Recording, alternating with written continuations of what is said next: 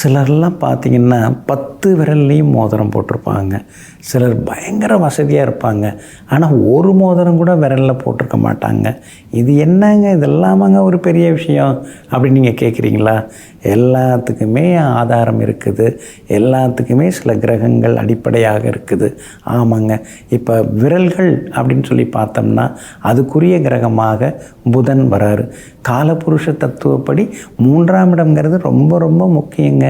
நம்முடைய லக்னத்துக்கு 3ஆம் இடம்தான் நம்முடைய மோதிரத்துக்கு உரிய இடம். நாம் மோதிரம் போடுறோம் அப்படின்னு சொன்னால் 3ஆம் இடத்துல நல்ல கிரகம் இருக்கணும். அப்படி இருந்தால் தான் நம்ம மோதிரம் போட முடியும். 3ஆம் இடத்துல பாவகிரகம் இருந்ததுன்னா தொடர்ந்து மோதிரத்தை போட்டுக்க மாட்டாங்க. அப்பப்போ கழட்டி அங்கங்கே வச்சுருவாங்க. அப்புறம் தேடின்னு இருப்பாங்க. அப்புறம் விசேஷம்னா எடுத்து போட்டுப்பாங்க. விசேஷம் முடிஞ்சோடனே கொண்டு வந்து கழட்டி வச்சுருவாங்க. 3ஆம் இடத்துல சுபகிரகம் இருந்ததுன்னா தொடர்ந்து மோதிரங்கள் போட்டுக்கொள்வாங்க. விதவிதமாக புது டிசைனில் மோதிரம் எல்லாம் போட்டுப்பாங்க. அப்போ 3ஆம் இடம்தான் ரொம்ப ரொம்ப முக்கியம். 3ஆம் இடத்துல குரு இருந்தாலும் அதிகமாக மோதிரம் அணிந்து கொள்வாங்க. 3ஆம் இடத்துடன் 11ஆம் இடம் சம்பந்தப்படணும். இல்லைன்னா குரு பகவானுடன் 3ஆம் இடத்துக்குரிய கிரகமும் 11ஆம் இடத்துக்குரிய கிரகமும் சம்பந்தப்படணும். ஏன்னா குருவை மோதிரத்துக்கு அதிபதியாக, பவித்திரத்துக்கு அதிபதியாக நூல்களில் சொல்லப்பட்டிருக்குது. அப்படி இருக்கிறதுனால குரு பகவானுடன் 3ஆம் இடம் 11ஆம் இடத்துக்குரிய கிரகம் சம்பந்தப்பட்டால் விதவிதமான மோதிரம் எல்லாம் போட்டுப்பாங்க. லக்னத்துக்குள்ள, அதாவது ஒருத்தங்க ஜாதகத்தில் ராசி குண்டலியில் லக்னத்திலேயோ 3ஆம் இடத்துலையோ 11ஆம் இடத்துலையோ குரு பகவான் இருந்தால் அவங்களும் நிறைய மோதிரங்கள் வச்சுருப்பாங்க. இந்த ஃபங்க்ஷனுக்கு அந்த மோதிரம், அந்த ஃபங்க்ஷனுக்கு இந்த மோதிரம்னு மாற்றி மாற்றி போட்டுப்பாங்க. குரு பகவான் கேந்திரத்தில் இருக்கிறவங்களாக இருந்தாலும் அவங்களும் மோதிரம் விரும்பிகளாக இருப்பாங்க.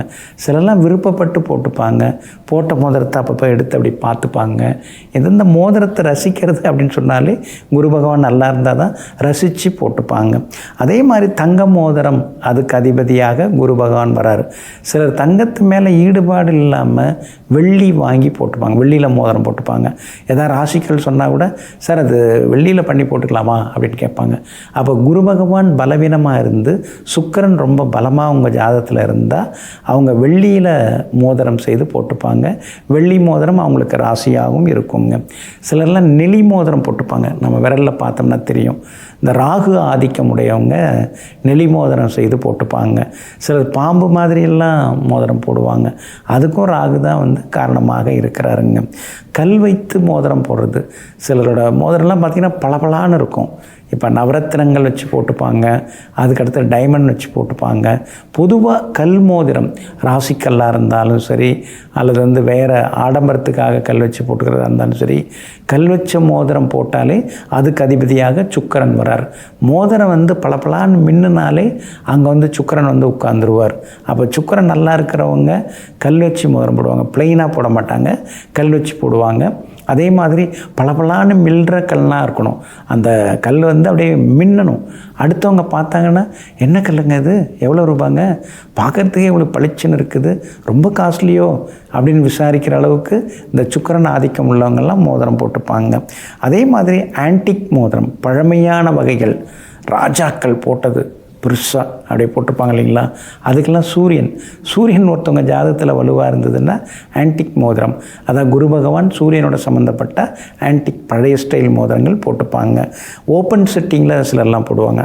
கல் வச்சு கீழே ஸ்கின்னை டச் பண்ணுற மாதிரி, அந்த ஸ்டோன் ஸ்கின்னை டச் பண்ணுற மாதிரி போடுவாங்க. அது காரணம் சனி பகவான் ஆதிக்கம் உள்ளவங்க, அதாவது ஓப்பன் செட்டிங் வச்சு போட்டுப்பாங்க. அப்போ இந்த மாதிரி எல்லாமே ஜோதிட நூல்களில் நுணுக்கமான சில தகவல்கள் எல்லாமே சொல்லப்பட்டிருக்குங்க.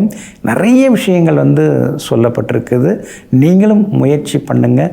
நந்தி வாக்கியம், காக்கையர் நாடி உள்ளிட்ட பழைய ஜோதிட நூல்களை புரட்டும் பொழுது அரிதான தகவல்கள்லாம் நமக்கு கிடைக்குதுங்க. அதனால் நாம் ஒன்றும் இல்லைங்க, கிரகங்கள் இயக்குது, நாம் இயங்குறோங்கிறத புரிந்துக்கிட்டோம்னாலே நம்ம வாழ்க்கை நல்லா இருக்குங்க. நெஞ்சிற்கினியவர்களே, சோமவாரம் ஆகிய இன்றைய நாள் உங்களுக்கு அனைத்து சுகபோகங்களையும் அள்ளித்தரும் அற்புத நாளாக அமையட்டும். மீண்டும் நாளை காலை சந்திப்போம். நன்றியுடன் உங்கள் ஜோதிட முனைவர் KP வித்யாதரன். வணக்கம்.